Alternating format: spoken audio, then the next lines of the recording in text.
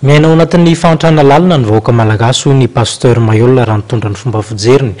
ny makasika ny fiainam-pirenena amin'izao fotoana izao raha tsy lasitsika afaka koatran'ny vidim-bary izay mampikaikaiky ny maro kanefa dia foto-tsakafontsika izy ity ny sehatra ny tsy fandriam-pahalemana dia nasiany teny ihany koa ary nambarany fa mandrendrerana antsy ny vahoaka malagasy amin'izao fotoana izao ilaina nefa niezaka avy amin'ny fitondram-panjakana tomombana izany.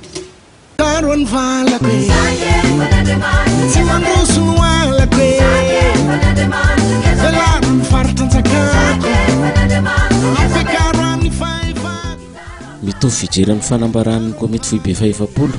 izay navoaka ny filoam-piangonana efatra amin'ny rahalahy eo anivon'ny FFKM manandritra ny fivorina isa-taona tany Antsirabe ny Pasteur Mailhol mahakasika ny fahantrana lalina izay iainan'ny firenena ankehitriny. Very fanambola velona vahoaka noho ny fiakatra ny vidin'ny vary, ny solika, ny herinaratra. Maro amin'ny malagasy ho hiatrany izy no tsy afaka mitsabo tena intsony eny amin'ny hopitaly ary betsaka ireo ankizy izay vao voatery mijanona amin'ny fianarana. Raha nitava tamin'ny mpanao gazety tany Toamasina ny tenany nandritra ny fitsidim-paritra izay nitanterahany raha nitokana ny trano vaovaon'ny onjampeo RMA na ny radio mazava atsinanana tao Toamasina.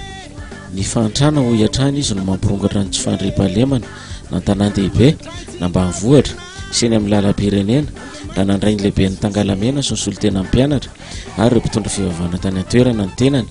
ka nanazavany ireo vinam-piarahamonina toko izay FFM toy ny olana mahakasika ny fakan'ny vahiny sy ny mpanambola ankeriny ny tany malagasy. Tsy alatra tany ataony vahiny amintsika ty ny sisy ranomasitsika ireny dia efa tsisy gasy tompony tsony tonga avy any ny olona mitondra taratasy tonga dia lasa ny tany 4 hektara vahoaka firy na ilika teo fotsiny fa zany ray aloha dia efa manana projet de société anaovana an'io io tany gasy io rehefa voapirofo ny vahoaka eo aminy voapirofo ny fokotany voapirofo ny commune fa reo olona reo nipetraka atao 30 taona 40 taona 50 taona